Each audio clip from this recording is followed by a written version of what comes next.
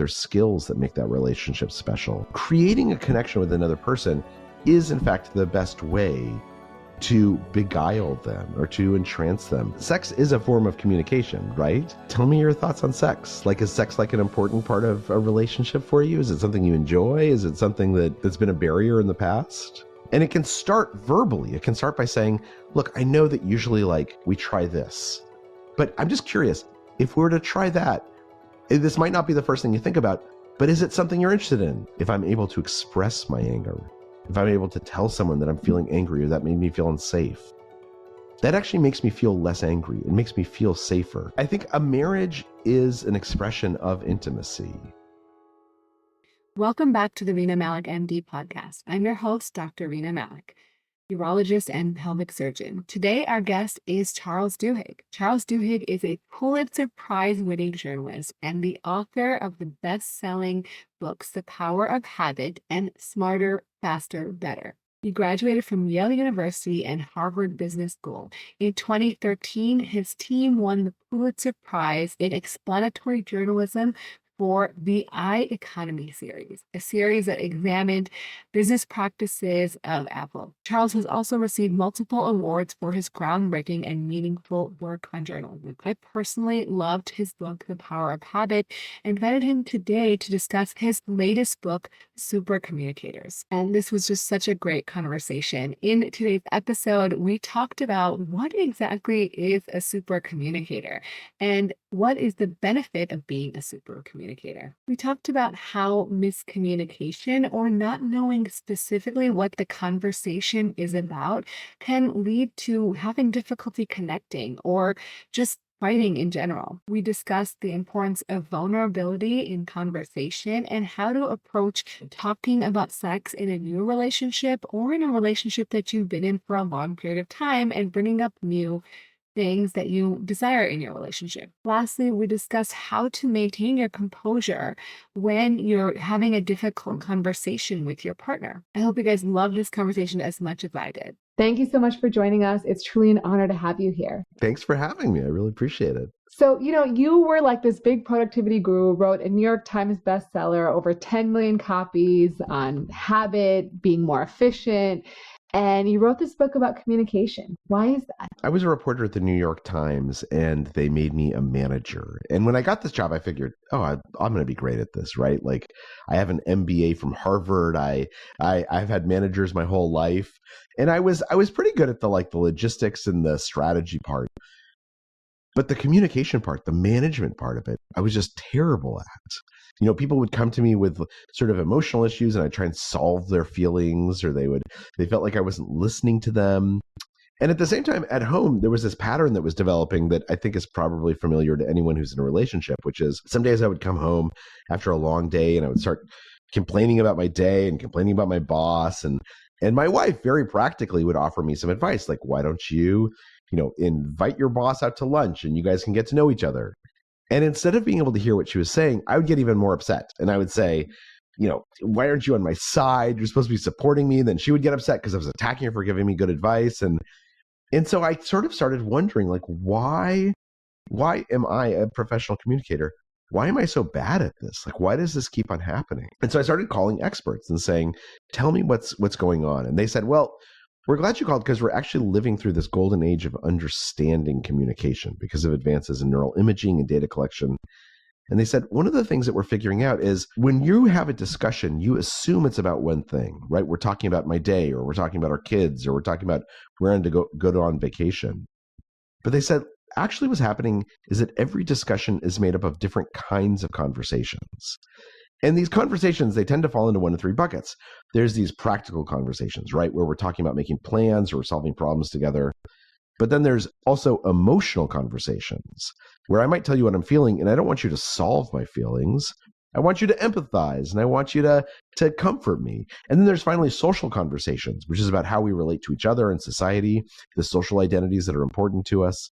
And they said, what's really important is we've discovered from a neurological perspective, if you are not having the same kind of conversation at the same moment, it is very hard for two people or more to hear each other. This became known as the matching principle within psychology that says successful communication requires us figuring out what kind of conversation is happening and then matching each other, having the same kind of conversation at the same moment. And then we can move from practical to emotional and then back to practical and then to social together. And that's, of course, what was happening with my wife, right? I was having an emotional conversation. She was having a practical conversation. And so we just couldn't hear each other. This is like so resonates so much with me. I literally have this argument with my husband all the time where I go to him to just express emotion. And he's like, I'm just a practical guy. I just have to solve the problem. That's just how I'm built. And I've actually told him, I was like, look, I'm actually looking for just you to empathize with me. And he's like, you just need to tell me. He's like, I can't pick it up. I don't know when you want a solution versus when you want empathy. He's like, I don't know. And he's like, it's just going to be a constant issue with us. I'm just built like that. He has a little bit of a point, right? That one thing you might do is you might tell him what you want out of a conversation. Also, he might ask. So oftentimes when I start complaining to my wife now, she says like, do you want me to help you think of solutions or do you just want to like vent? You just need to get this off your chest. I've asked him to do that as well. And so I think I think that's a really useful part of communication is sometimes the things, particularly with spouses, that we can do is to communicate about communication. And it tends to make things better. When was the last time a doctor spent an hour with you and truly focused on your goals? And when was the last time you left feeling like you really understood what was going on with your body and had a clear plan of what was going to happen next? At my practice, Rena Malik, MD, I aim to do just that. I specialize in sexual dysfunction, bladder health, hormone health, and pelvic pain for all people. And I want to revolutionize how we take care of patients. I want to really get to know each and every one of you. That's why at my practice, when you come to see me, I'm 100% present with you for an entire hour. And after you leave, if you forgot to ask me something or need clarification on something we talked about, don't worry. I'll respond to your issues and questions quickly through our secure messaging portal without any additional costs. Just go to www.renamalikmd.com/appointments and schedule your visit today. We see patients in Irvine and Beverly Hills, California, and virtually for patients from California, Florida, Illinois, Maryland, New York, New Jersey, and Virginia. If you aren't located in these states, consider making an educational visit where we can talk about your conditions generally, but I can't diagnose or treat you. I can't wait to see you. Does being a super communicator just mean that you're able to identify these sort of three types of communication and engage in them, or is there more to it? So identifying is really important, and we can talk about how you do that. But that's just the first step, right? Because once I identify, I need to figure out how to match with you. I need to figure out how to invite you to match with me. And to define what a super communicator is, there's a pretty good example. So I'll ask you a question. When you've had a bad day and you want to call someone who you know will make you feel better, like you just talking to them will just cheer you up. Do you know who you would call? Like, does that person pop in your head? Okay. And so what does your mom do that makes that conversation feel so good? She listens. Yeah. And how do you know that she listens? Because she will, sort of give comment to the fact that she's listening or say, well, what did that, she'll ask questions. Yeah. So for you, your mom is a super communicator, and you're probably a super communicator back to her. And you probably do something similar when you're talking to your mom. You probably ask questions. You probably prove that you're listening. You probably match whether she's feeling emotional or practical or social. Those are skills that you know how to use with your mom. Now, there are also skills that you can use with anyone, right? And oftentimes we think that we have a special relationship with one person, and we don't recognize that there's skills that make that relationship special. But there's things that we've learned to do to really connect with that person. And once we recognize them as skills, then we can start saying, oh, actually, this is a skill I can use for anyone. The same way that you learned to read, by reading novels, you can also read nonfiction. It's a cross-applicable skill once you learn to see it that way. And this is what super communicators do. And I was actually talking to my husband. I was reading your book and I was like, you're a super communicator with everyone but me at times. Like, he is really good at listening, asking questions. Like, he's had people in tears after meeting him because he's asked some question that they've opened up about. And I'm like, you're so good at this. but you're not good at it in the microcosm of your home because you don't have to be. Yeah. And it might be that part of it is that he doesn't recognize it as a skill, right? He thinks that what does he do? So he was a physician and now he trades. Okay. So. Okay. So as a physician, he probably thinks, oh, there's certain things I have to do as a physician, right? There's certain bedside manner habits that I've learned. But the truth of the matter is what he learned was communication habits, and he can use those communication habits and those communication skills with you as well as anyone else. Now, I'm going to put myself in his shoes, and he might say, yeah, but I don't want to have to work at home, right? When I'm in the clinic, it's work. And the truth of the matter is, though, that when we connect with other people, it feels like less work. What definitely feels like work is you being upset because he's not communicating with you, right? And being frustrated. And that feels like work. Connecting with someone, letting those skills sort of become habits that happen effortlessly, that is not work. And oftentimes when we feel connected to other people, it feels much, much easier to communicate. Yeah, no, I want to set the stage that we communicate quite well, but I'm giving some examples so that it can be relatable. Every relationship has that, right? Every relationship is a mix of we communicate really, really well, but then there's some things where we don't communicate well, and it makes everyone crazy. So are super communicators, does being a super communicator make someone more charming or attractive? A lot of people in my audience are sort of looking to be more charming or attractive to the opposite sex. So the answer is absolutely yes, but it's important to note you don't have to be charming and attractive to be a super communicator, right? I think that when I started writing this book, I assumed every super communicator would be like an extrovert and they would be just, dazzling with their conversational skills. And that's not true at all. Some super communicators are extroverts and some are introverts. Some are charming, some are curmudgeonly. It's not about who you are. It's about these skills. But what we do know is that when you do learn those skills and when you do use those skills, and most of us know them already, we just have to learn to recognize them. That, yeah, you're exactly right. We actually become more interesting, more likable, and more trustworthy to other people. And that makes sense, right? Because if you feel connected to someone, if you've had a great conversation with someone, you feel a sense of connection with them, they actually suddenly start to seem like more attractive to you. They start to seem more likable. They start to seem more trustworthy. So creating a connection with another person is, in fact, the best way to beguile them or to entrance them. And similarly, when you will like them more. It's a basic part of sort of human neurology that when we feel connected to someone, when we feel what's known as neurally entrained, we're actually thinking similar to one another, that we tend to like and admire each other more. Yeah, that's really powerful. And I think that in terms of when you meet someone for the first time, what are some tips in terms of in using, because I think a lot of times we're stuck in this sort of shallow, small talk conversation, or you're meeting someone for the first time and maybe you want to impress that person, you want them to like you romantically or even as a friend. What is an easy way? So I used to think about asking questions like, what are your major goals? Or like sort of deeper questions, but it's sort of hard to get into those kind of questions when you're meeting someone for the first time. So I'll say a couple of things. So you're exactly right that asking questions is really important. In fact, one of the things that we know about consistent super communicators, people who can connect with almost anyone, is that they tend to ask 10 to 20 times as many questions as the average person. And some of those questions are just invitation questions like, oh, what'd you say next? Or what'd you think about that? That sort of invite you into the conversation. But some of them are what are known as deep questions. And a deep question is something that asks us about our values or our beliefs or our experiences. And you're right, it can feel kind of intimidating to say after meeting someone like, what are your deepest goals, right? But there's an easier way to do this, which is if you meet someone who's a doctor, instead of asking them, where do you practice medicine? You can ask them, what made you decide to go to medical school? Or what do you like about being a doctor? Right? Those questions are deep because they invite someone to talk about who they are, about how they see the world, about what's important to them. If I asked you, where do you practice medicine? It's kind of a dead end. But if I ask you, why'd you go to medical school? I'm sure you'd have a fascinating answer.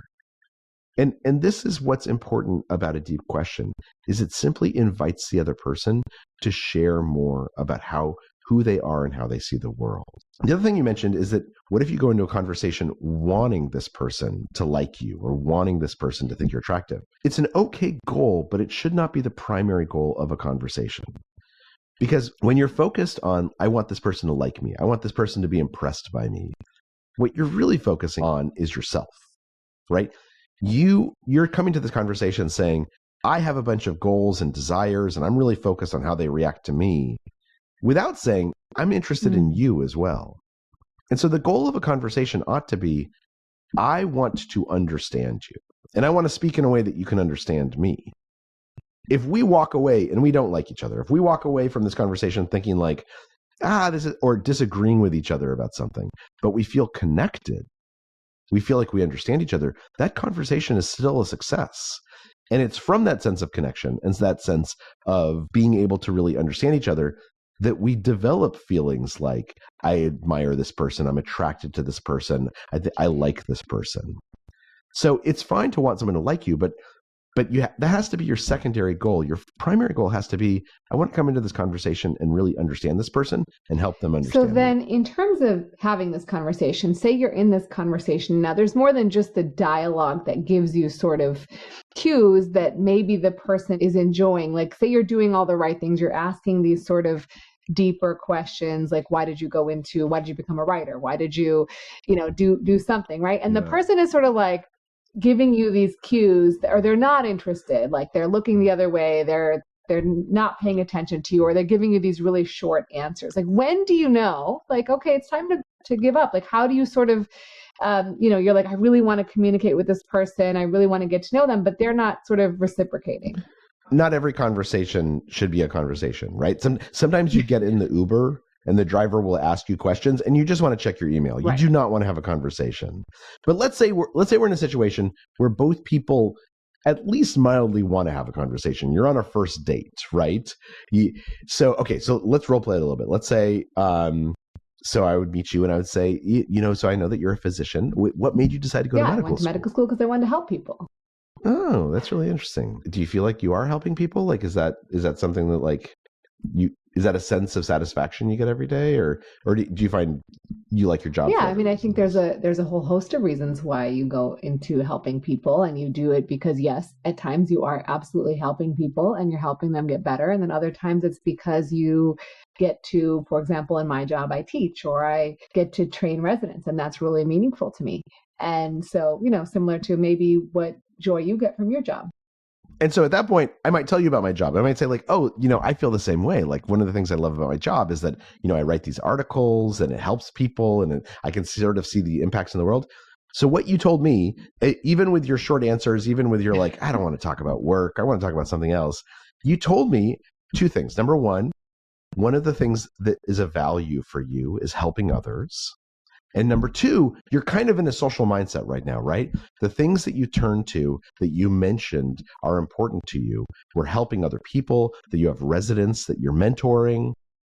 So one of the things that you're interested in right now is talking about how people relate to each other, how people interact with each other, the social identities that are important to us. So if I was to say in answer to that, oh, that's so great, like, don't you just feel amazing whenever you see like, a child being helped in the hospital? That's a very emotional conversation. And you might say, yeah, it's okay. Because what you've signaled to me is I'm in a social mindset. I want to have a social conversation. And so if I lean into that and I say, I love helping people too. And I'm just wondering, like, it's sometimes hard to mentor people, right? Like I find this as a writer that oftentimes younger writers come to me and I try and balance my own job and mentoring them and giving them advice, but not too much advice. And I'm just wondering, like, when you're mentoring residents, like, how do you decide how much help to give them and how much to let them figure something out on their own? That's a really good question. That's a question that kind of invites you to say something meaningful and real. And I promise you, by the end of that 5-minute conversation, you're no longer going to be resistant to discussing this with me. You're going to feel like we found something that's interesting to both of us. In the book, you wrote something about having notes or thinking about talking points. Is that something that you recommend? Yeah, so there's a really interesting experiment that was done by a couple of researchers at Harvard Business School, where they told a class of students, okay, look, you're about to go have a conversation with a stranger. And this is one of the most anxiety-producing things that we can tell people to do, is to go have conversations with strangers. And they said, before you have this conversation, what we want you to do, just take like 7 seconds and write down 3 things you might talk about. Any 3 things. And so people wrote down things like, are you going to the party this weekend? Where'd you go on your last vacation? Did you see that one movie everyone's talking about? And then they took the piece of paper and they stuck it in their pocket and they went and they had the conversations. And afterwards, the researchers asked them, how did that go? And people inevitably said 2 things. They said, number 1, I wrote down these 3 things to talk about and they never came up. Like those questions or those topics never came up in the conversation. But number 2, that conversation went so much better than I expected it would because I felt more confident. I felt more comfortable. I knew that if there was like an awkward silence, I had these questions in my pocket. I had these things that I could talk about. And I think the same thing is true of a lot of our conversations, which is oftentimes before an important conversation, we can become anxious. And that anxiety causes us to focus on ourselves, right? It triggers that fight or flight instinct that makes us very self-focused, very self-conscious. But if we just take a second and we just jot down 3 topics we might want to talk about, or if we're going to go have, a difficult conversation with a friend or a family member or someone we have to give some feedback to, if we just jot down, here's one thing that I actually really want to get across, and here's a question that I want to ask, so that I can give this person a chance to get across something important to me, then when we go into that conversation, our anxiety levels are much lower. And as a result, we can focus and listen to the other person much better. It's all about giving ourselves the tools, and the skills help us do this, so that when we enter into that conversation, it feels easy, because conversation is easy. We've literally evolved to be great at conversation.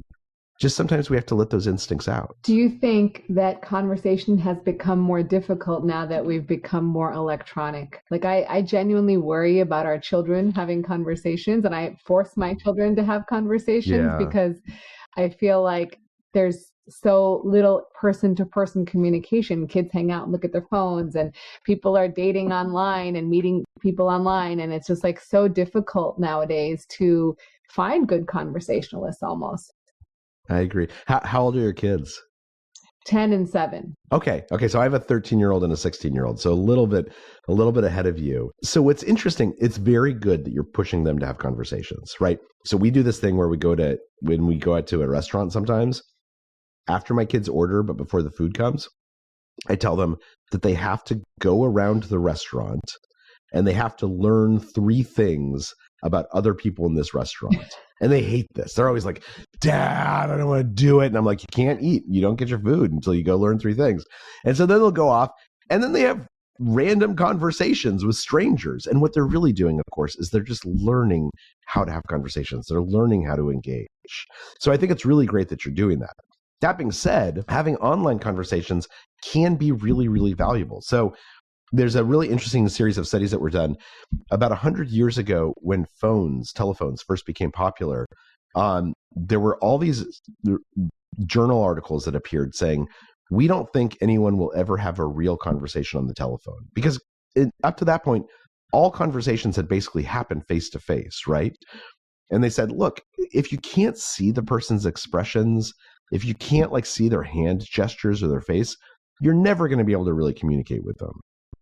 And what's interesting is that at that moment, they were actually right. If you look at the early transcripts of how people use telephones, they use them like telegrams. They would call people up to give stock orders or grocery lists. There was none of the back and forth that happened in a conversation. Now, by the time you and I and everyone listening was a teenager, we could talk on the phone for 7 hours a night. And these were the most meaningful conversations of our life, right? And the reason why is because we learned to use telephones. And without realizing it, when you're on a telephone, even today, you apply slightly different rules to how you speak. You'll over-enunciate your words. You'll put more emotion into your voice because you know that the person can't see you. You're not aware you're doing this. It's subconscious, but we all do it. What's happening right now with our kids is they are learning to use telephones. The same way we learned to use telephones, they're learning to use digital communication. So once your kids are a little bit older, or anyone who has a teenager who's listening, go ask your kids to show you one of the conversations they've had with a friend that's entirely emojis. And what they'll show you is that like they're not using words, they're just using emojis. And if you ask them to decode it, what they'll say is that they use emojis as an emotional language, right? I was happy and then I was sad and then I was frustrated. They are learning how to use digital communication. Now, for those of us who didn't grow up with it, our learning curve is a little bit slower, but that doesn't mean that we can't learn it.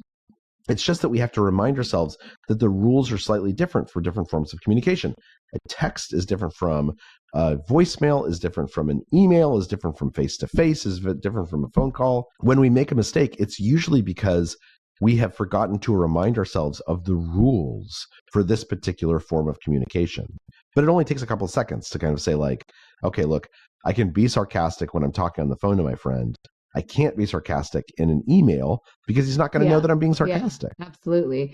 You know, one of the things you said about talking on the phone, there's one thing I do, which my husband like makes fun of me incessantly. Again, I'm talking a lot of negative about my husband. He's a wonderful human being, but he makes fun of me and he's like, you laugh a lot. You have this sort of laugh about nothing. And you mentioned that in your book. And when it came up, I was like, oh my God, I do that. I laugh at nothing when I'm on the phone.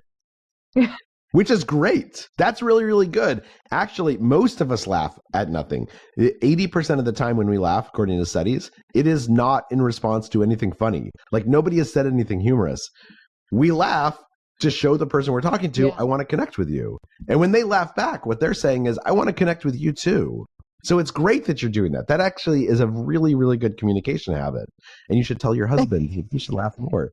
Do you do it when you're talking to him? He's hilarious. He's a funny person, so he makes me laugh all the time. But I will laugh like if something is sort of nice or you know, I don't even know I'm doing it. I just sort of do it. And then he'll be like, that's not your normal laugh, or that's not like how you laugh when something's funny. And I was like, yeah, it's I don't even realize I'm doing it. It's just something I guess I've developed. Maybe I thought it was a nervous habit, but maybe it's a connection habit. It's not. It's a method of super communication. I mean, because what you're doing when you're laughing, the goal of that laughter is not to say, I think you're funny. The goal of the laughter is to say, I want to connect with you, right? It feels very natural. That's why it happens almost habitually. It's so interesting. The other thing I thought was so interesting in your book, and I believe this so I do a lot of talk about relationships and sex, and I always say how the most important thing about sex that none of us learn how to do is communicate, right? Because we're so overly polite. We don't talk about sex. But the other thing about sex that in your book, you talk about being vulnerable. And I said, to have good sex, you have to be completely vulnerable. But you also make the point that to be a good communicator, you need to be vulnerable. No, absolutely. And what's interesting about sex is that sex is a form of communication, right? I mean, we might not be using our words, or maybe we are using our words, but we are dialoguing with each other, right? If it's good sex, we're listening to each other, we're sharing with each other. That's kind of what makes it fun. That's why it's so exciting. And I think that the more that we think of this as a conversation, the more we think of this as a form of dialogue, whether it's sex or talking to each other or courtship, the more we start to recognize that vulnerability is at the core of this. It's really interesting. I was at this conference a couple of weeks ago, and on a panel, the sex came up as a topic, and this was like a Silicon Valley thing. And someone in the audience said that on their second or third date, they send the person that they're going to go on the date with a document that lists what they like and what they don't like in bed. Like were they an engineer? I think part of it is also like, you know, yeah, they were an engineer. And so they were very methodical. And like some people on the panel were like, oh, that's weird. But actually I thought like, oh, like that's actually like, think how wonderful that would be if before getting into bed for the first time with someone, you knew what they actually liked and what they didn't like. Like it would make it so much easier to like kind of seg with each other and get together. And I was thinking like, the thing that's really amazing about that is also it's very vulnerable, right? This is a guy who is sharing, here's what I like and here's what I don't like. And it's a way of saying, you know, here's some parts of myself that I talking about sex is just vulnerable to begin with, right? I found him afterwards and I asked him like, you know, does that kind of weird people off or you know, they end up canceling the date? And he's like, no, exactly the opposite. Like, actually, we end up going to bed together much earlier than I figured we would because it shows that I care about them And it shows that I'm interested in who they are, and I've said something vulnerable, and I've invited them to reciprocate. Yeah, that's actually really powerful. And in fact, that's some of the tools that like sex therapists use. They'll actually have like both partners in a relationship write down maybe their fantasies and like their things they want to try, and the other partner writes it down, and then they sort of share them. And so that's an interesting way to, when you're meeting someone new, to sort of like put it all out there in terms of saying like, look. And you probably don't want to necessarily do that on the first date, right? Like there's probably you want to get to know each other a little bit. But I think that it's anytime that we share something about ourselves and we signal to other people that we're listening to them and we want them to share with us and we'll be reciprocating of that, it feels good. It feels like we make a connection. So how do you bring up sex, right? Let's start in a new relationship. How do you start having the conversation? Because this is sort of a challenging conversation, and you have some tips in your book about how to have difficult conversations, but sort of how do you broach that topic? Well, okay. So let's say we're on our second date or our third date. We're out, and hopefully your husband won't mind me asking this. We're out having some drinks, and I say to you, I'm just wondering, like, tell me your thoughts on sex. Like, is sex like an important part of a relationship for you? Is it something you enjoy? Is it something that's been a barrier in the past? Yeah, I think that's actually a question I wouldn't feel intimidated by, but I'm probably not the average person because I talk about sex all the time. Yeah. But I think, yeah. So maybe another way to pose it, like, let's say you're religious and sort of mentioning sex feels kind of dangerous. I could pose it as intimacy. Mm-hmm. Tell me like how important is intimacy in a relationship to you? Like, have there been relationships you've had in the past where intimacy has been a problem, where it's been an obstacle rather than something that brings you closer together? And they might very well not go into sex. They might talk about emotional intimacy, or they might talk about, sharing values or beliefs. But they might also say, intimacy is really important. Like, I have a pretty healthy sex drive. And like, I think that's a really fun part of a relationship. Yeah.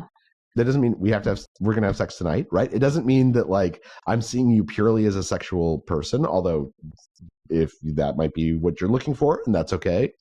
But it does mean that what I'm doing is I'm saying, by asking that question, like, tell me how you see the world. Tell me how you make sense of life, of yourself, and of what's important in relationships. And then as long as I show you that I'm listening and I reciprocate. So what would be terrible is if someone's like, look, I love having sex. It's the greatest thing ever. I really like to, bondage is fantastic.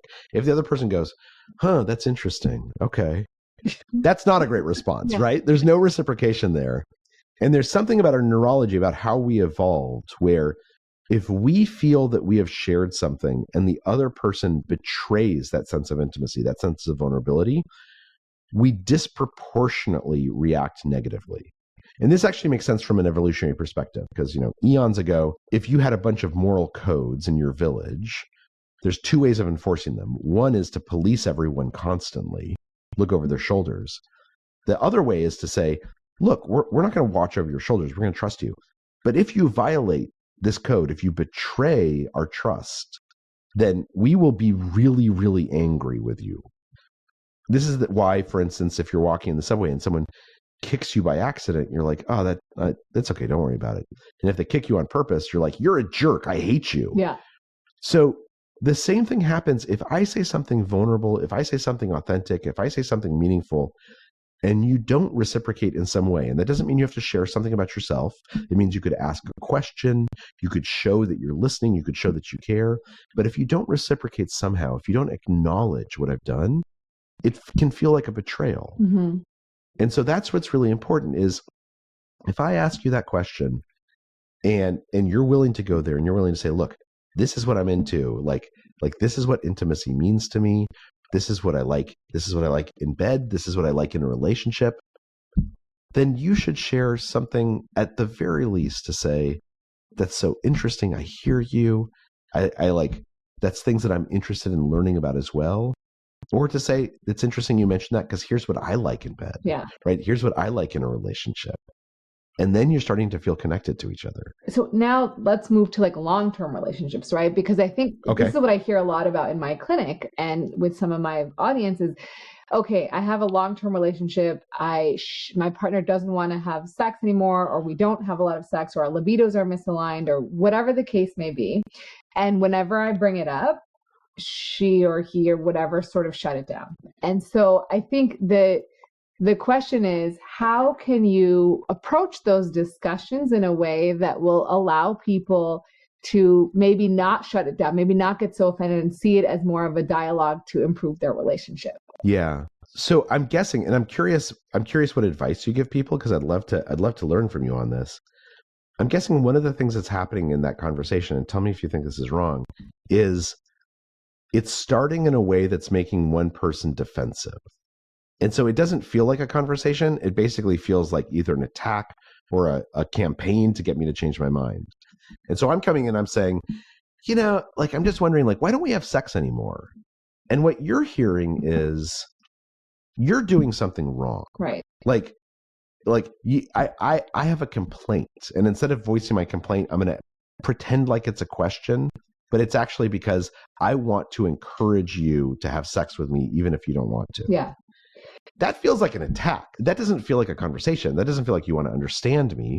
That feels like you're trying to persuade me. So a much better way to do that is to just start by to start the conversation by saying, look, I'm going to bring up something that I know it's been hard for us to talk about. And I might say the wrong thing. And I totally apologize in advance if I do, because sometimes the gap between my brain and my lips, things get screwed up. And by the way, if you say the wrong thing, that's okay. I promise I'll forgive you. But I just want to make clear, my goal here is not to convince you of anything. It's not to blame you. I honestly I care about us, and I care about our relationship, and I care about your happiness. And so I want to understand better how you think about sex and why sometimes you want to have it and sometimes you don't want to have it. And could we make it better for you? If I start with that little preamble where I'm saying, just to be clear, my goal is not to attack you. My goal is to actually understand you. Then I think that conversation is going to go a lot better. Yeah. I say something similar. I tell them to sort of set it up in terms of give them a moment to say, hey, I want to talk to you about this. Maybe we can set up a time where you're in the right mind space to talk about this. Because the thing is that people don't really feel comfortable talking about sex unless you grew up in a very progressive household or you've had a lot of experience talking about it. You are a very open person. You talk to then for you, it may be very scary.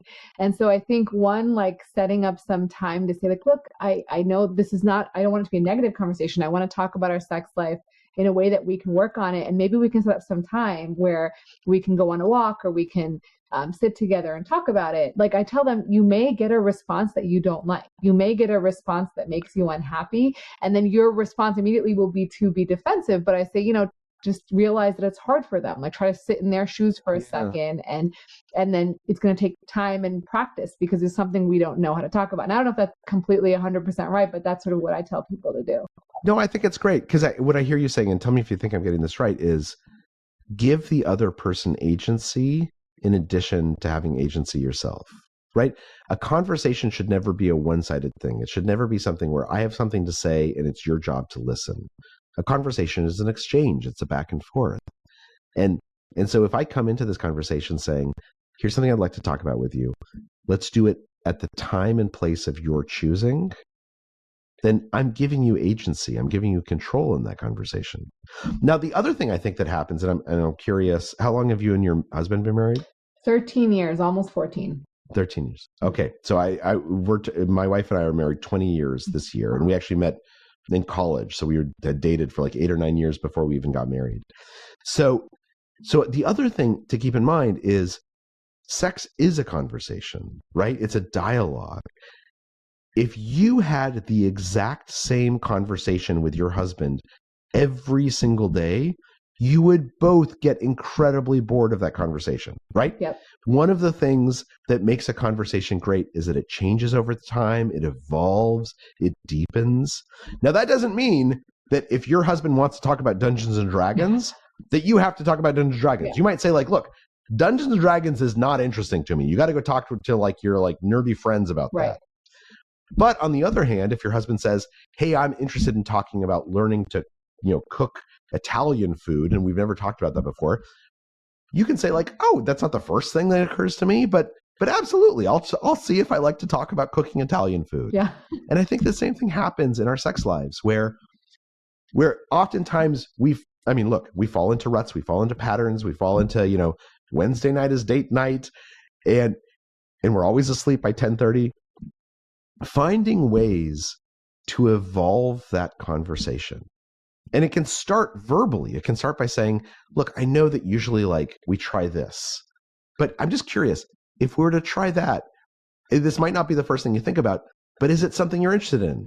If instead of going on a date night on Wednesday night, if we went on Thursday night, if we went to, actually my wife and I did this, hopefully she doesn't, I don't think she'll mind me sharing this, but we went on vacation and we decided that we were going to try and have sex every single day that we were on vacation. Great. And after about 5 or 6 days, we were like, ooh, that's a lot. Like, let's take a break, right? Like this is just a lot going on.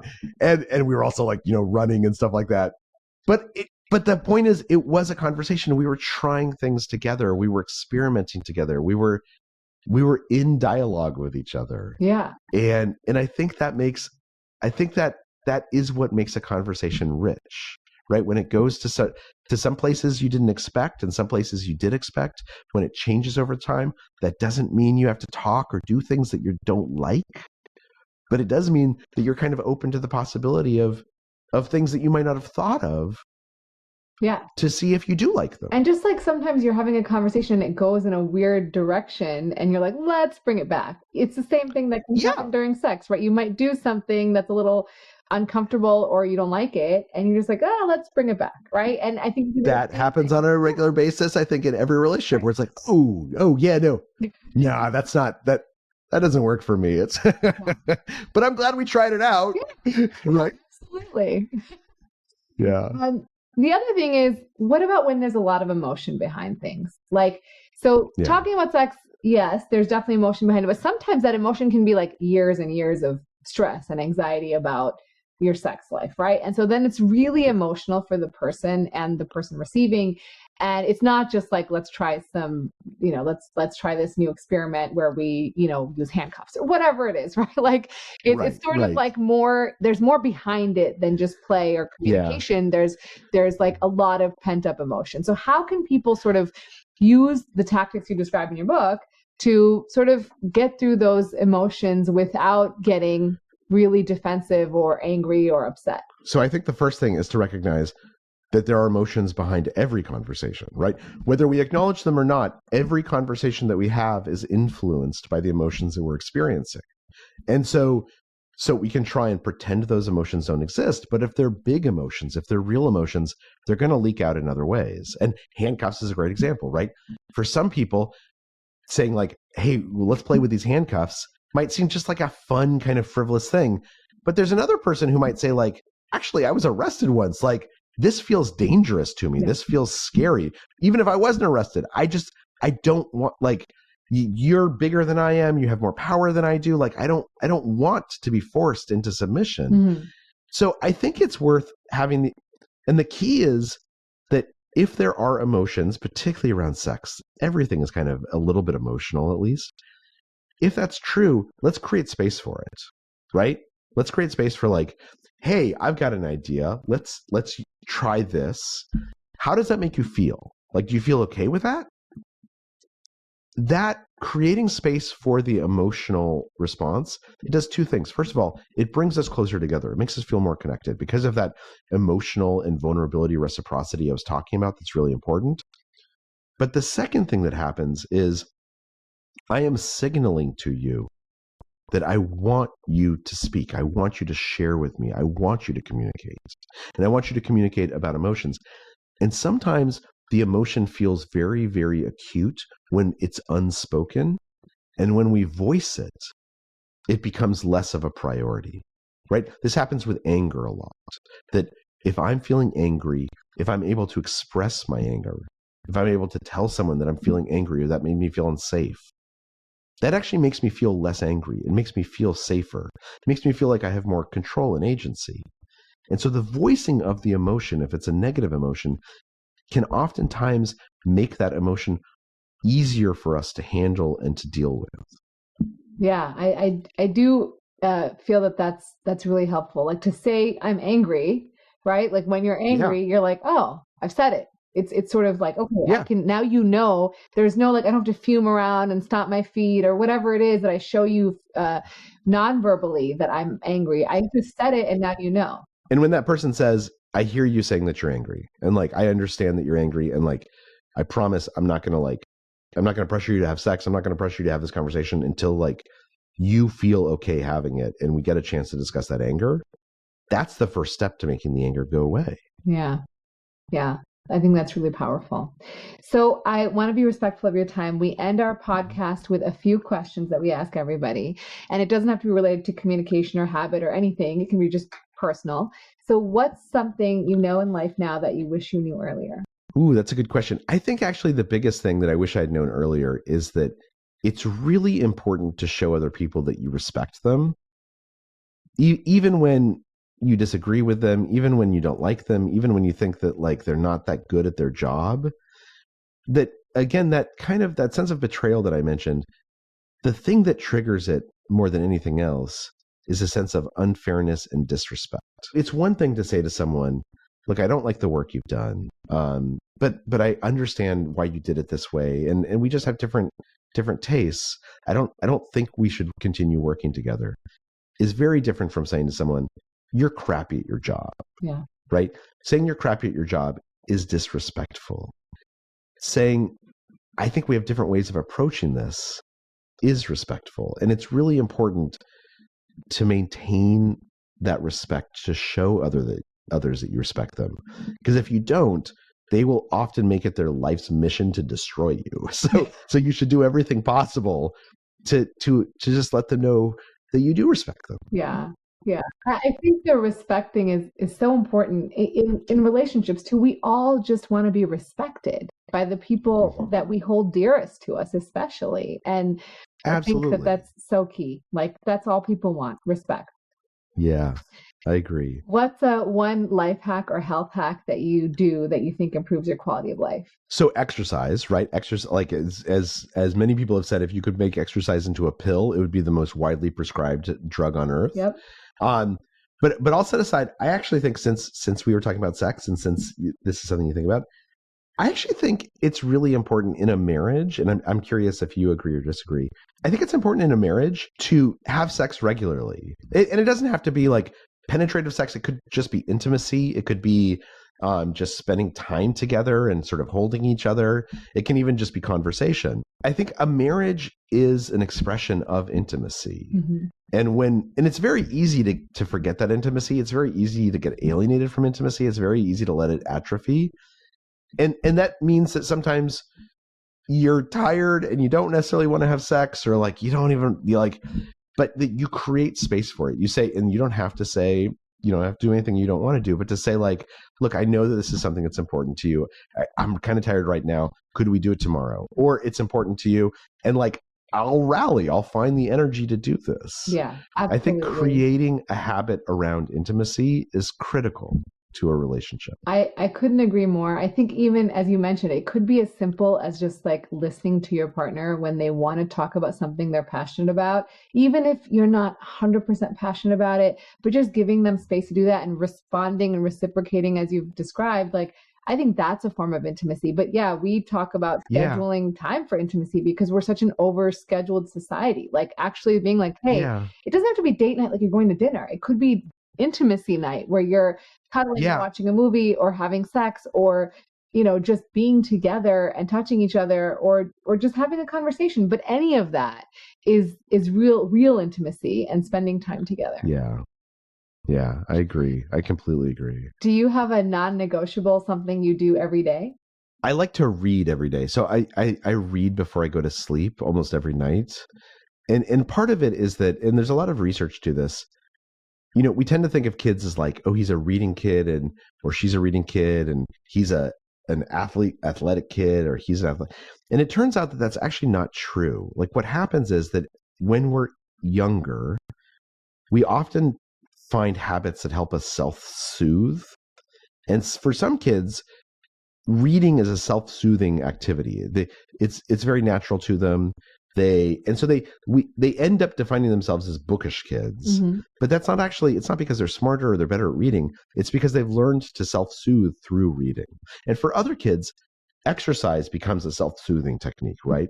That if I'm feeling worked up or I'm feeling anxious, if I go like run or I play basketball, it helps me calm down. It helps me soothe myself. And the reason why I think that's important is it means that form of self-soothing, A, it's not something that's inside of our genetics. B, it's not set in stone. It can change over time, and we can learn to self-soothe in other ways. And so one of the things that I try and do is I try and read every day, and I've always been a big reader. But also in addition, I try and do something active. And I was not an active kid. I'm not a natural athlete. But by doing something active, what it's doing is, first of all, it's healthy for me. But second of all, it's helping me practice self-soothing in other ways. I really like that. I was a reader as a kid, like every night. And then during training, that all went away. And I've come back to reading, and it's amazing. Yeah. Yeah, it's wonderful. It's absolutely wonderful. And then tomorrow, if you woke up, you lost all your training, couldn't be a journalist, couldn't be a writer, couldn't be any of the things you're doing now, what would you be? Do I get to be anything? Like I can be like a movie star if I want to? If that's what you want. I guess I'd be a U.S. senator. That seems kind of fun. Yeah. Like, seems like interesting work and high profile and impactful work. I guess I'd either be a movie star or a U.S. senator. And if I could be both at the same time, that would be ideal. All right. You're like Arnold Schwarzenegger, but a senator version. Exactly. And hopefully a little, yeah. With some other changes too. Yeah. So lastly, where can people find you online and learn more about your book and your other books? You've written some. I've read all your books. I'm a huge fan. Oh, it's so nice of you to say. I'm like thank you. Just so you know. That's so nice of you to say. Yeah. So as Super Communicators is in bookstores right now. It came out about 3 or 4 months ago. And then Power of Habit is also in bookstores, and Smarter, Faster, Better is also in bookstores. Everywhere you buy books, and including your local independent bookstore, which is often an awesome place to buy it. And then if people want to connect with me, if they literally Google my name or Google The Power of Habit or Super Communicators, I'll come up. And I have a website, charlesduhigg.com, and it has my email address on it. It has how to follow me on Twitter and on Instagram. And I would love to hear from people. Awesome. Well, thank you so much. This has been so fun. Thank you. Thank you so much. Thanks for having me. Yeah. Thank you guys so much for joining us on today's episode of the Rena Malik MD podcast. I hope you guys loved every minute of it. If you guys are enjoying the podcast, do me a favor. Go to Apple Podcasts, Spotify, and leave me a rating or review. This helps people all over the world find my content so they can listen and learn more about their health and improve their lives. If you want to follow me, check me out on Instagram, Facebook, TikTok, or X at Rena Malik MD. And as always, take care of yourself because you're worth it.